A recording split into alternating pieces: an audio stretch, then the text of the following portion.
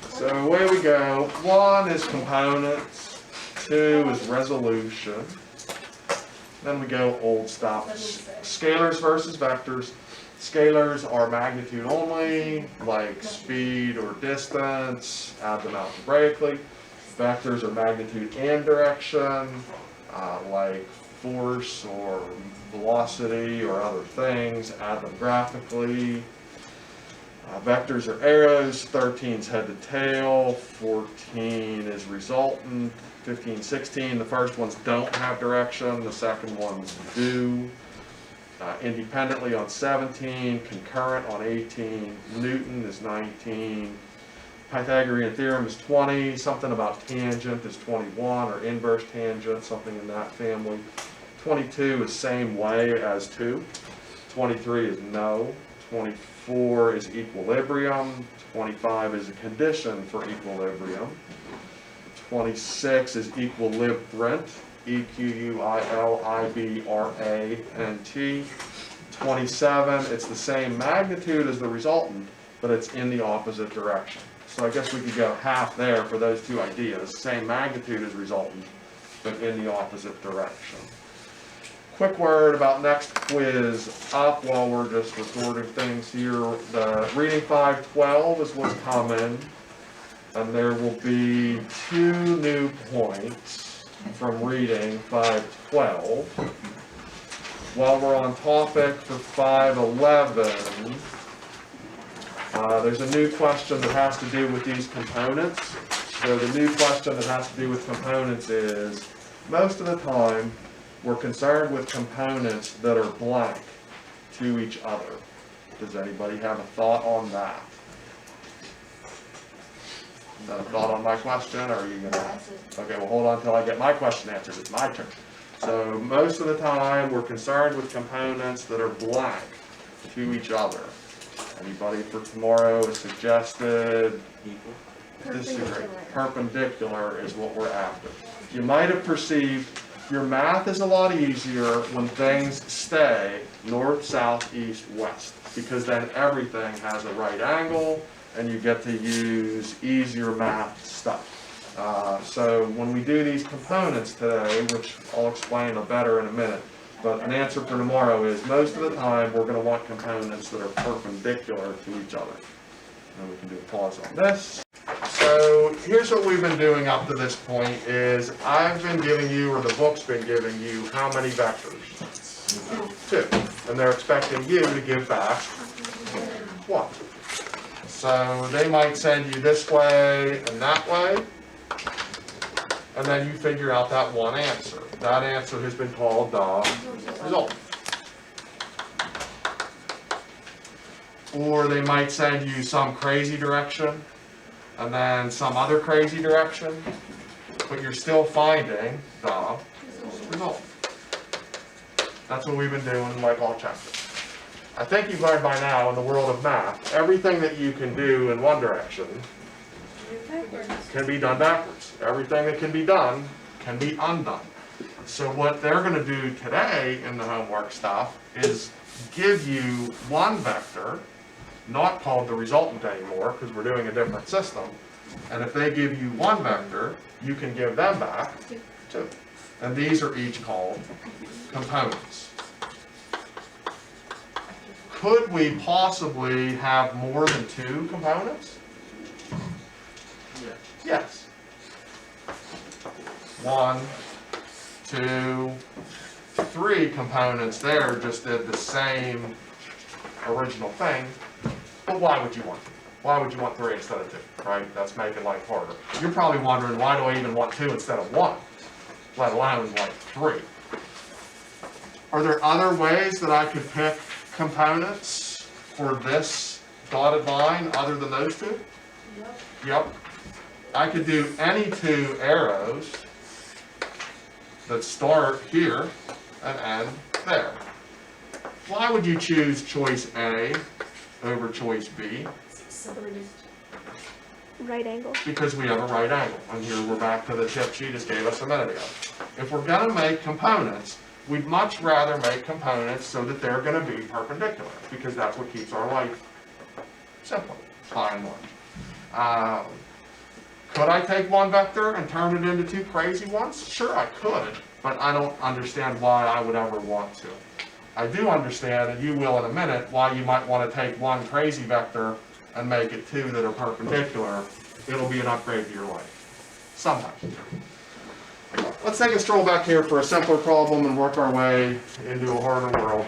Some of the homework will just say to you something like, there's a force of 10 newtons pulling at an angle of 30 degrees, let's say with the ground. So here goes my diagonal vector, 10 newtons. To show an angle of 30 with the ground, it would be a little bit helpful for me to draw the ground. So right here, I'd have an angle of 30 degrees. We said a few minutes ago, we'd like for our components ideally to be perpendicular. So if one of them's going straight across, the other one should go straight up. The one that's opposite our angle, we are always going to use sine on our calculator to get the one that's opposite the angle.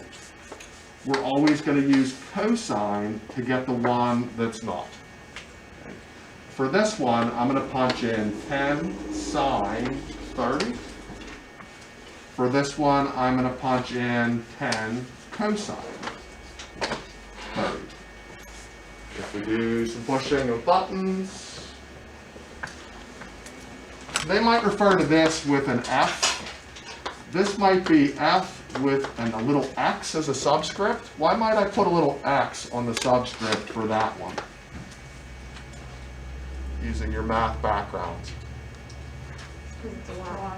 Because it's like it's horizontal, like the x-axis. This they might refer to as a force in the y direction. Also possible, they might do a force and put a little h on it. H for horizontal. So this might be a force in the v for vertical. They might do punctuation like that in the book. If you see that, that's just what they're doing. The x or y is going to mean like x-axis or y-axis direction, like it always has. And h or a v is going to be like a horizontal or a vertical direction. But either way, if we push buttons here, I didn't even punch mine in. 10 sine 30, I know just from life experience, is 5. So that's going to be 5 newtons. Is this 8.66? Yes. Ah, score 1 for your teacher. Question about the concept? Can we fill in the rest of the angles and done ASA? You could, but it's going to be quicker for you to just punch 10 sine 30 and 10 cosine 30 than to go through your menus.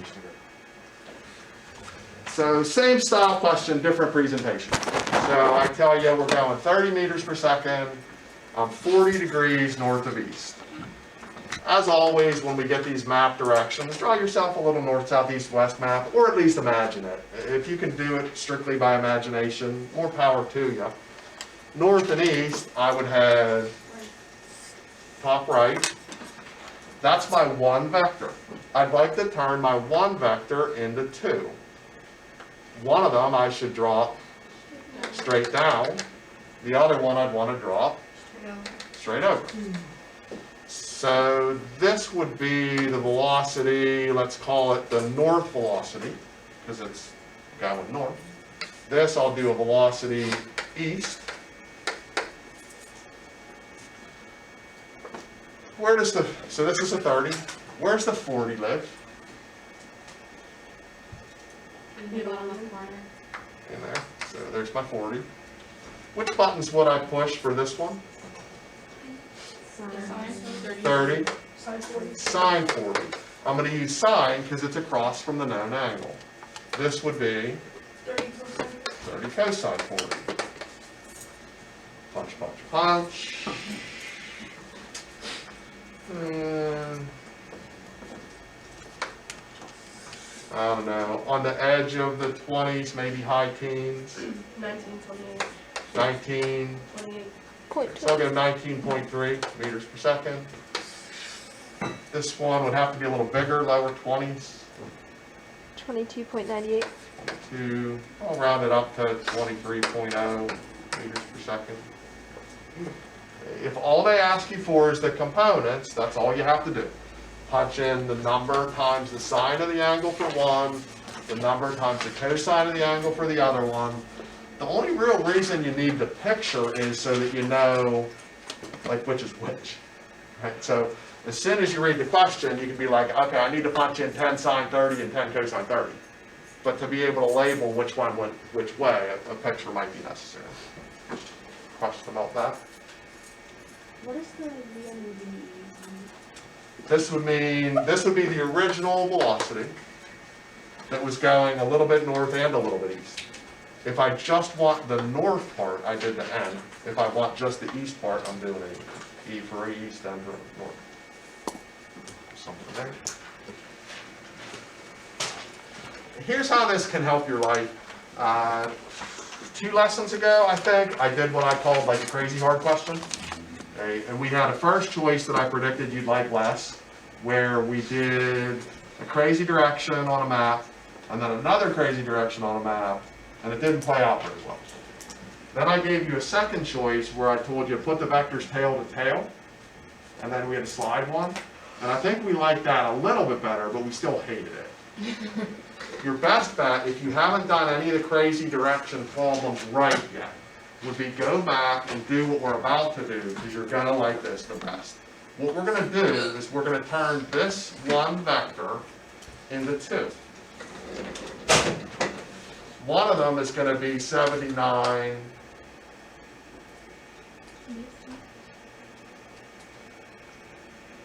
something something. North and east. What did we just do over there? We're going to punch in 79. Sine 45 is something. 79 cosine 45 is something else. One of these is going to be true.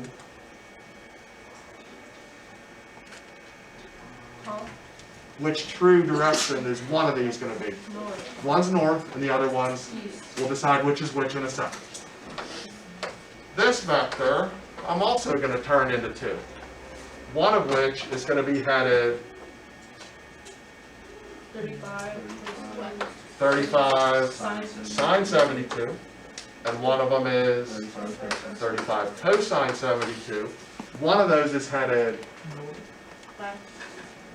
west, and one of them's headed south. We just are going to have a little bit of a picture drawn to decide which is which. Let's punch them in while we're thinking this. So 79 sine 45, is it like about 55? 55 what? 0.86. When you punch this one in, conveniently it's the same.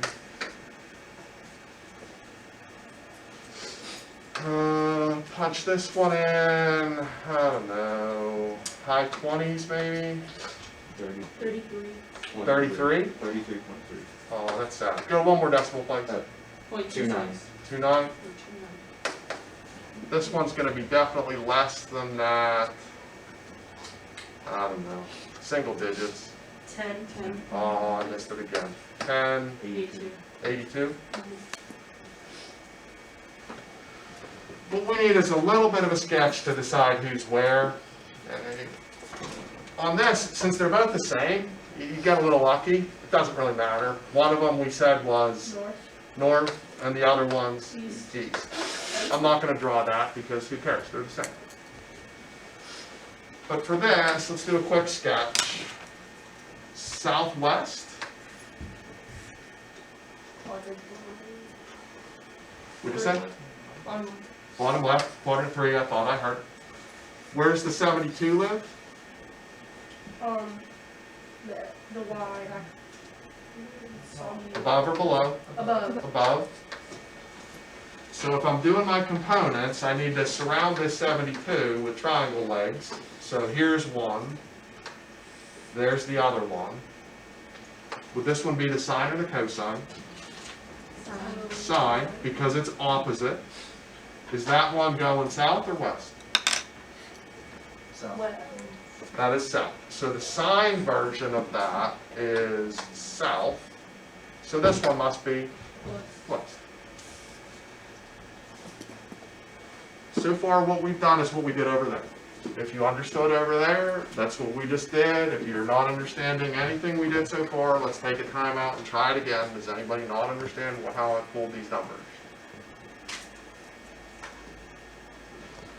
Then I'd like to add up these results. Can somebody spot me two of these that are very friendly with each other? North and south. North and south. So 55 north, 33 south. What should I do with those two? Adam. Add them sort of, but really you're subtracting them because they're going The opposite. in opposite directions. So if we subtract that, it's 2247. In which direction? No, 57. Which direction was the dominant? North. North.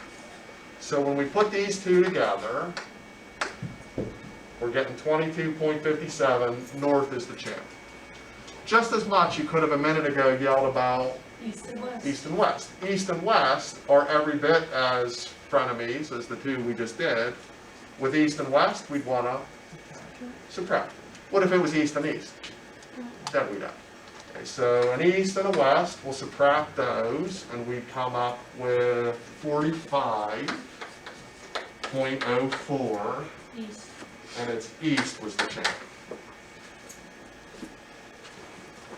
Now how hard is that question going to be? Not hard at all.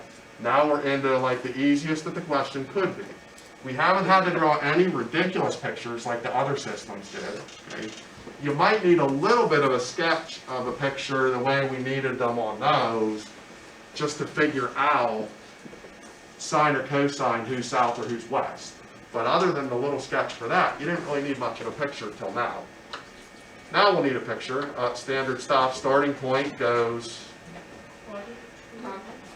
up for north, then So, right. right for east, 2257, 4504.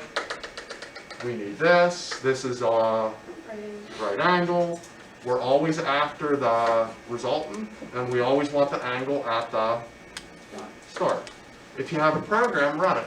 But even if you don't have a program, we're still in good shape because we can get the side with Pythagorean theorem, and for the angle we can use, even without a program, for the angle, which trig worth makes the quiz every day? 10. You could go second tan, 45 over 22, see what happens. Grab my calculator.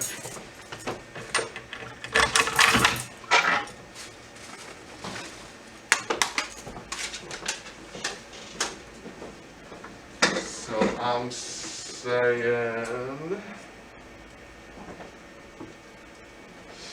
enter two sides, 45.04, 22.57, angle 90, hypotenuse, I'm getting a 50 point, let me round to just 50.4. It would be newtons. Bigger angle or smaller angle? Bigger. Bigger angle, so 63.4. Who of who? East of north. East of north, based on the way we drew it. And we're good. Okay. Super programming guru type person could write a program that says something like, enter the magnitude 79, enter the direction using like one of our trig skills. I'll go 45 using like a standard position kind of thing. Enter a magnitude 35. Enter a direction, 8, and it'll shoot me back. When I go on with my day. Haha. Gio, get on it. it'll take a lot of if-thens, and I'd wait till you see the trig version of how we're gonna do this before you would, but if you're interested in writing that program, this is programmable, but it's long, with lots of ifs. Question about stuff. How do you know? Because when I went to draw my picture from my dot, the first direction I went was north. And the first direction drawn is always second in the list. And then the other direction involved.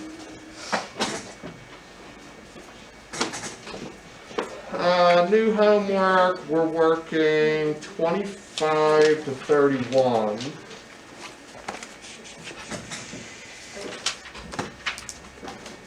There don't look like there's any ridiculous questions in this. So if you want to practice this to do the ridiculous ones, go back to the previous ridiculous ones you probably never got right and try that instead and see if that works better. But it looks to me like the 25 to 31 is only like the mini versions we did over here, where they give you one vector, they want two that make a right angle, that are perpendicular to each other. That looks like all they're doing. I don't see any like this. There is on the test a question like this, I guarantee you, and I would highly recommend trying to do it this way, unless you were good at the other ones. If you got the earlier ones right when we were working on the other homeworks and you were just crushing it, go ahead and do what works for you. But if you're looking for what system's the easiest, I think it's this. Am I saying this was easy? No, I'm saying you have three choices. This is the least bad of your three ways to solve this. This, I think, is doable possibly for all. Whereas those other two systems, I don't think are doable for all people. That's right. Question about where we're headed? We can cut that and we'll just do homework.